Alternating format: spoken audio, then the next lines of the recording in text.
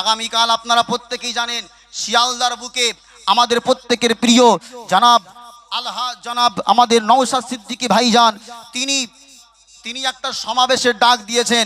ভাই আমার, আল্লাহর কসম করে আমি কোনোদিন স্টেজে কোনো রাজনৈতিক দলের পক্ষে বিপক্ষে আমি কথা বলি না, তবে কথা যখন ইসলামের পক্ষে আসে তখন আমার মুখ দিয়ে সেই কথাটা বার হয়। আমি নওশাদ সিদ্দিকীকে কোনো পার্টির নেতা হিসাবে কথা বলছি না।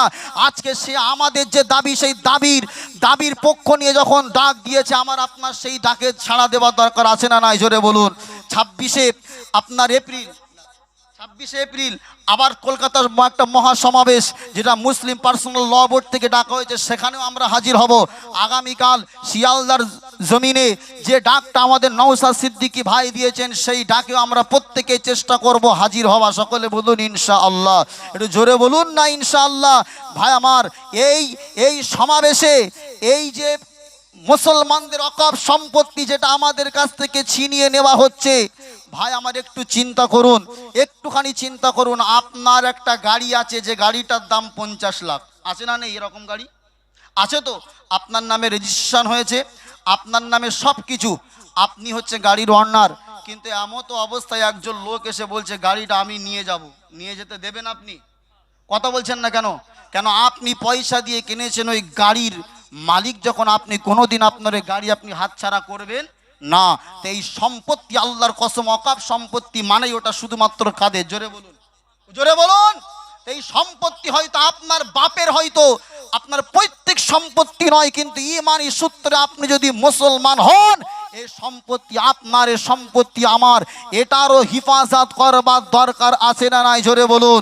এই অকাপ সম্পত্তির হিফাজত করবার জন্য ময়দানে লড়াই করতে গিয়ে যদি কারোর জান চলে যায়, আমি বলছি সে শাহাদাতের মৃত্যুবরণ করবে। জোরে বলুন সুবহানাল্লাহ, আরো জোরে বলুন সুবহানাল্লাহ।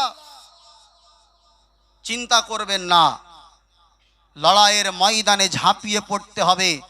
জানি না আমাদের এই প্রতিবাদ সেই পার্লামেন্ট পর্যন্ত যাবে কিনা, তবে আমি যে এর বিপক্ষে আছি এটা আল্লাহকে দেখানোর দরকার আছে না নাই?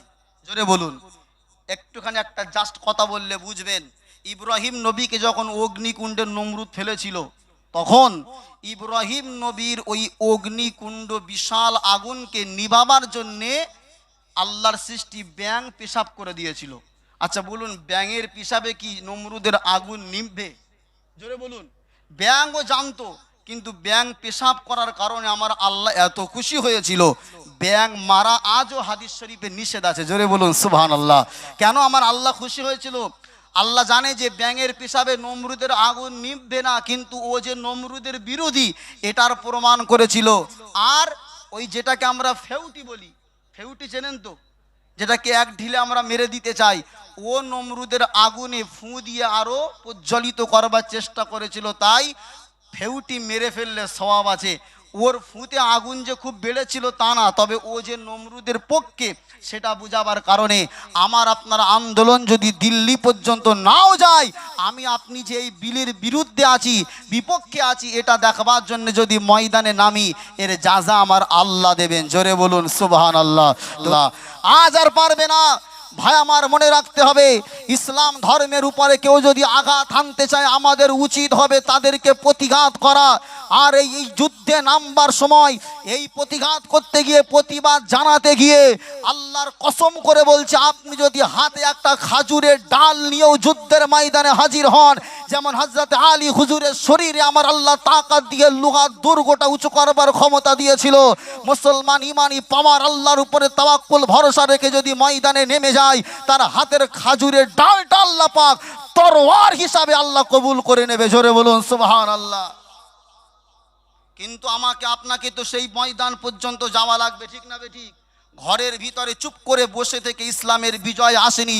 বদর করতে হয়েছে, ওহদে করতে হয়েছে, খন্দকে লড়াই করতে হয়েছে। ভাই আমার, আল্লাহ রসুলের পরের যুগে আপনার কারবালার ময়দানে ইমাম হুসাইন শহীদই হয়ে গেছেন। আল্লাহ রসুল নিজে যুদ্ধের ময়দানে সেনাপতিত্ব করেছেন। ভাই আমার, কিসের জন্যে? যখন আপনার পিঠে দেয়াল ঠেকে যাবে, তখন ইসলামের ধর্ম আপনার যে আল্লাহ পাক বলেছেন, আল্লাহ পাক কোরআনের ভিতরে বলেছেন, যারা জিহাদ করবে আমার রাস্তায় এবং এই জিহাদে যারা মারা যাবে, আমি আল্লাহ বলছি তারা শহীদ, এবং শহীদরা কখনো মরে না, তারা জিন্দা থাকে। জোরে বলুন সুবহানাল্লাহ।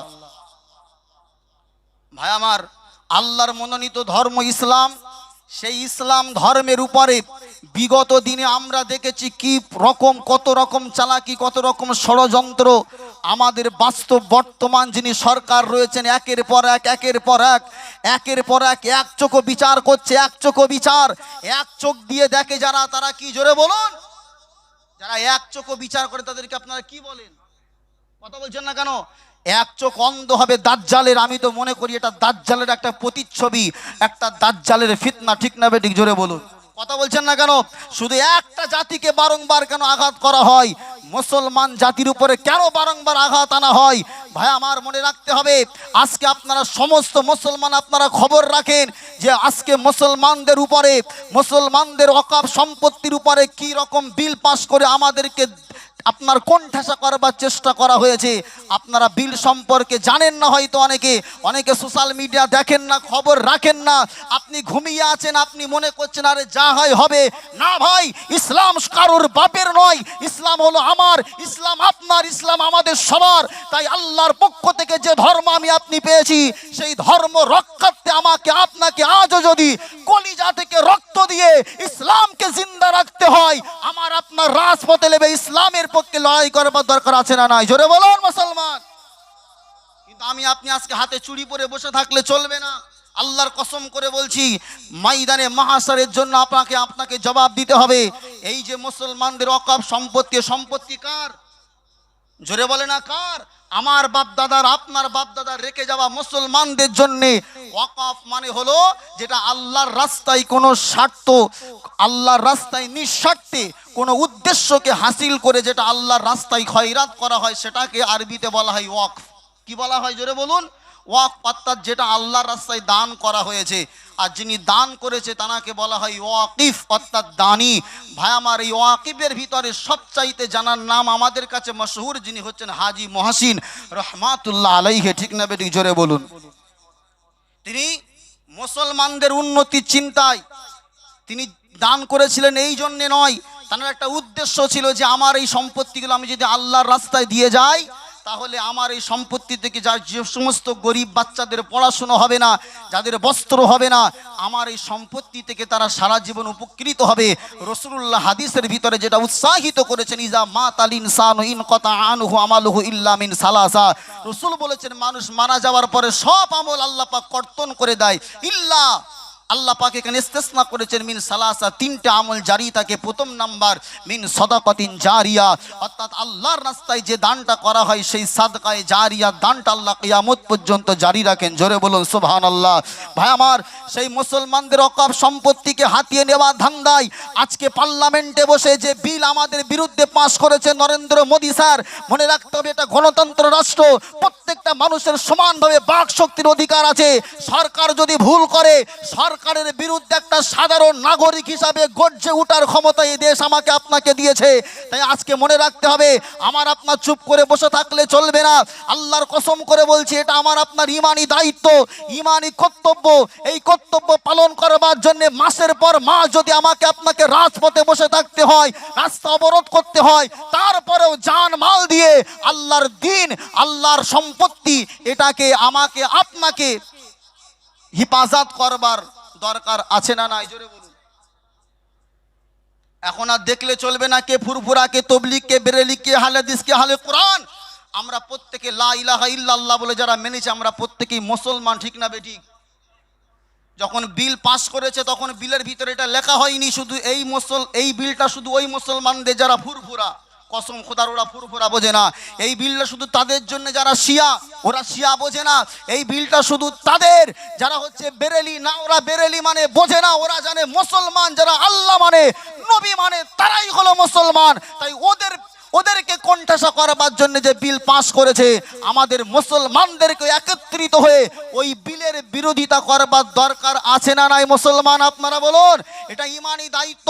তাই উলামা সমাজ যখন আপনাদেরকে ডাক দেবে, আপনারা সেই ডাকে সাড়া দেবেন না দেবেন না? এই জোরে বলুন, সাড়া দেবেন না দেবেন না? কারা কারা এটাকে সাড়া দিতে প্রস্তুত আছে? দুহাত তুলে আল্লাহকে দেখা, লিল্লাহি তাকবীর, নারে তাকবীর। ভাই, এই বিলটা যে কত কঠিন বিল আমি আপনি বুঝতে পারিনি।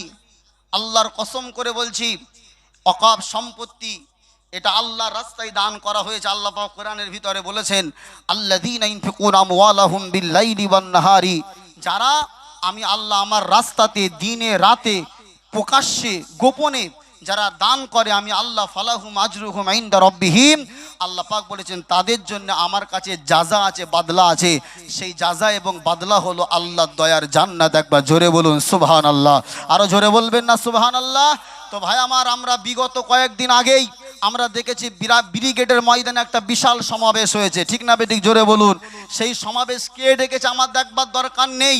আমাদের যদি সেখানে স্বার্থ থাকে, আমাদের কথা আমাদের মৌলিক দাবির উপরে যদি ডাক দেয়, আজকে আহলে হাদিস ডাকলেও মুসলমান আমাকে আপনাকে যেতে হবে, তবলিগওয়ালা ডাকলেও আমাকে আপনাকে যেতে হবে। কেন? আমাদের প্রত্যেকের দাবি এক, ঠিক না বেঠিক? জোরে বলুন। মাসালা যার যার, ইসলাম জোরে বলুন সবার, যার মাসালা তার কাছে থাক। আর রাসূলের চাচাতো ভাই হযরত আলী কাররামাল্লাহু ওয়াজহু রাদিয়াল্লাহু তাআলা আনহু হুজুর যখন মুরাকাবের সম্মুখে দাঁড়িয়ে গেল, মুরাকাব আলীকে ডাক দিয়ে বলে, এ বাবা আলী, তুমি কেন আমার সামনে এসেছো? আমি তোমাকে ব্যক্তিগত বড় ভালোবাসি। তুমি কি চাও তোমার কলিজা টুকরা সন্তান তারা এতিম হয়ে যাক? তুমি কি চাও তোমার স্ত্রী ফাতেমা বিধবা হয়ে যাক? তুমি কি জানো না আমি সেই বীর পালোয়ান মুরাকাব, আমার সম্মুখ থেকে পৃথিবীর কোনো পালোয়ান বেঁচে যেতে পারে না। তাই এ আলী, আমি তোমাকে সচেতন করে বলি, যাও যাও চলে যাও, আমার সম্মুখে তুমি দাঁড়িও না। কে বলছে? কাফেরদের পক্ষ থেকে যে নেতৃত্ব দিচ্ছিল মুরাকাব, আলীকে বলছে, আলী তুমি কি তোমার স্ত্রীকে বিধবা বানাতে চাও? সন্তানগুলোকে এতিম বানাতে চাও? যদি না চাও তাহলে আমার সামনের থেকে পলায়ন করো। হযরতে আলী এবার পাল্টা জবাব দিলেন, হে মুরাকাব, তুমি কি আমাকে চেনো না?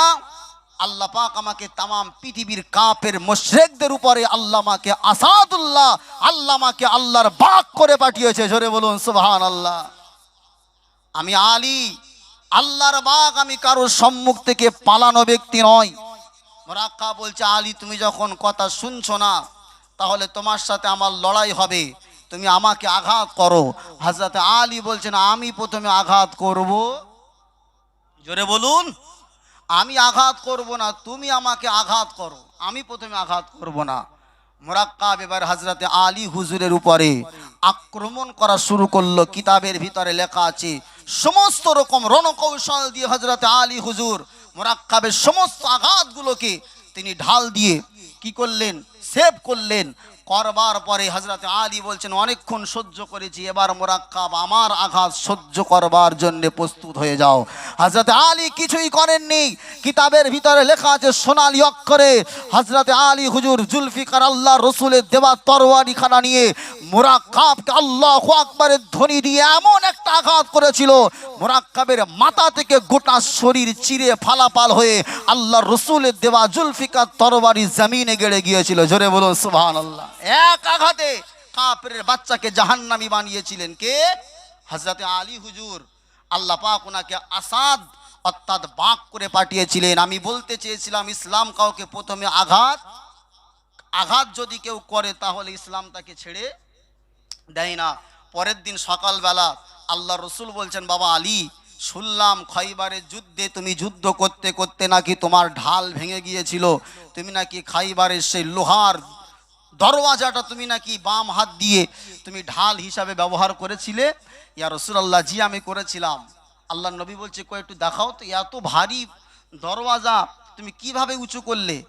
আল্লাহ নবীর সাহাবী হযরত আলী হুজুর আগের দিন যে ঢালটা নিয়ে যুদ্ধ করেছিলেন সেই ঢালটাকে বাম হাত দিয়ে উঁচু করবার চেষ্টা করলেন, পারলেন না।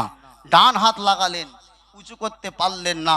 দু হাত দিয়ে চেষ্টা করলেন, উঁচু করতে পারলেন না। সমস্ত সাহাবীদের সম্মুখে হযরত আলী হুজুরের মনটা ছোট হয়ে গেল, লজ্জায় পড়ে গেল।